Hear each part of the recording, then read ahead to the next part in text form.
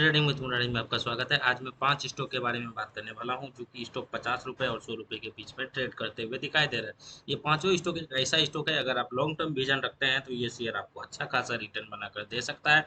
आने वाले समय में सभी का सभी शेयर 250 रुपए से लेके 500 रुपए तक जाते हुए दिखाई दे सकता है। शॉर्ट टर्म में क्या रणनीति अपनानी चाहिए इसके बारे में भी जानेंगे, और अगर आप लॉन्ग टर्म विजन रखते हैं तो क्या रणनीति अपनानी चाहिए इसके बारे में भी जानेंगे। जानने से पहले जो चैनल पर न्यू है, लाइक शेयर एंड सब्सक्राइब कर दें, बेल आइकन को जरूर प्रेस कर दें ताकि हर तरह का नोटिफिकेशन आपको मोबाइल पे मिलता रहे। वीडियो को पूरा देखिएगा, इसकी बिल्कुल मत करिएगा तो ही समझ में आएगा। चलिए ध्यान दीजिएगा। सबसे पहला शेयर है एनएचपीसी। एनएचपीसी क्या करता है? एनएचपीसी हाइड्रो पावर से रिलेटेड वर्क करते हुए दिखाई देता है। कहीं ना कहीं रिन्यूएबल एनर्जी से रिलेटेड वर्क करते हुए दिखाई देता है। एक दिन में गिरावट दिखा है, 5 दिन में अगर आप बात करें तो लगभग में 2% के आसपास जंप दिखा है।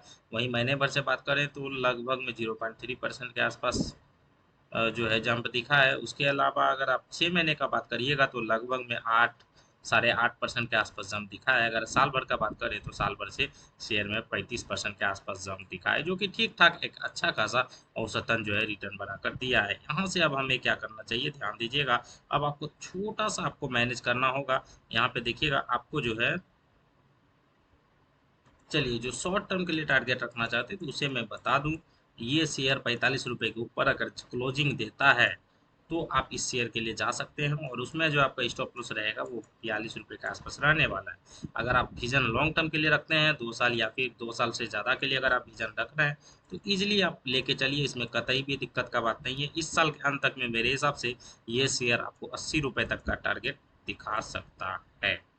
चलिए दूसरा शेयर है जीएमआर एयरपोर्ट इंफ्रास्ट्रक्चर लिमिटेड। यहाँ पे एक दिन का बात करें तो 0.3% के आसपास जंप, 5 दिन का बात करें तो 1.3% के आसपास जंप, महीने भर से बात करें गिरावट, 6 महीने से बात करें तो शेयर में गिरावट दिखा है 2% के आसपास। अगर साल भर का बात करें तो साल भर से शेयर में 13.5% के आसपास जंप दिखा है। चलिए जो शॉर्ट टर्म के लिए इन्वेस्ट करना चाहते हैं, 40 रुपए के आसपास स्टॉप लॉस लगाइए। ये शेयर एयरपोर्ट बनाते हुए दिखाई देता है।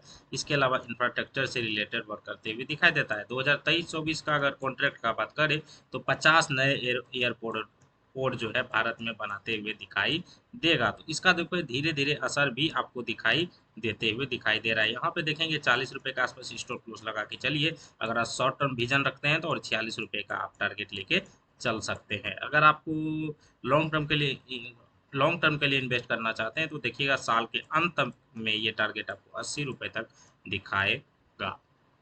चलिए तीसरा शेयर है पीएनबी, पंजाब नेशनल बैंक। यहाँ पे एक दिन का बात करें तो देख सकते हैं 1.25% की गिरावट, 5 दिन का बात करें तो 2.5% का गिरावट, साल भर सॉरी महीने भर का बात करें तो 0.6% का गिरावट, 6 महीने का बात करें तो 11.12% के आसपास गिरावट। अगर साल भर का बात करें तो शेयर में 66% के आसपास जम दिखा है, जो कि ठीक ठाक एक औसतन माना जाता है। चलिए जो शॉर्ट टर्म के लिए इन्वेस्ट करना चाहते हैं तो मैं उसे बता दूं, 48 रुपए के आसपास स्टॉप लॉस लगा के चलिए। और ये अगर टारगेट का बात करें तो 59 रुपए तक ये दिखाएगा। अगर आप विजन लॉन्ग टर्म के लिए रखते हैं तो साल भर के अंत तक के ये टारगेट आपको दिखा सकता है। 100 रुपए के ऊपर ये जाते हुए दिखाई दे सकता है। चलिए अगला शेयर है इंडियन ऑयल कॉरपोरेशन लिमिटेड। यहाँ पे देखेंगे तो एक दिन से जंप दिखा है 0.2% के आसपास, 5 दिन का बात करें तो 0.7% के आसपास जंप, महीने भर का बात करें तो 7.1% के आसपास जंप, अगर 6 महीने का बात करें तो 14.3% के आसपास जंप, अगर साल भर का बात करें तो ये शेयर में 15% के आसपास जंप दिखा है, जो कि एवरेज वाइज एक बेटर दिखाई दे रहा है। चलिए इस शेयर में अभी आप खरीदारी नहीं करके चलिएगा, ध्यान रखिएगा। यहाँ पे आपको इस शेयर को आप 83 रुपए के आसपास अगर ये आता है दोबारा गिरावट के साथ तो ही बाइंग करेंगे, अदरवाइज बाइंग करके नहीं चलेंगे। यहाँ से बात करें तो आपको 83 रुपए के आसपास आपको जो है इसे आने दीजिए, और इसमें जो एसएल मैनेज करना है 80 रुपए के आसपास एसएल मैनेज करके आप जो टारगेट का बात करें तो आप जो है 95 से 93 के बीच में आप टारगेट कर सकते हैं शॉर्ट टर्म के लिए। अगर लॉन्ग टर्म विजन रखते हैं तो साल के अंत तक में ये शेयर आपको 120 से लेके 130 के बीच में जाते हुए दिखाई दे सकता है। चलिए अगला शेयर है आईडीएफसी बैंक फर्स्ट। यहाँ पे अगर आप बात करें तो करंट प्राइस 71 रुपये 65 पैसे के आसपास है। एक दिन में 0.7% का गिरावट, 5 दिन में 2.9% का गिरावट, महीने भर से बात करें तो 11.8% के आसपास जंप दिखा है, 6 महीने की बात करें तो 21.2% के आसपास जंप दिखा है। साल भर का बात करें तो लगभग में 110% के आसपास जंप दिखा है, जो कि काफ़ी ज़्यादा होता है। अच्छा खासा शेयर ने रिटर्न बना कर दिया है साल भर के अंत तक में। यहाँ से देखेंगे अब हमें क्या करना चाहिए, ध्यान रखना है।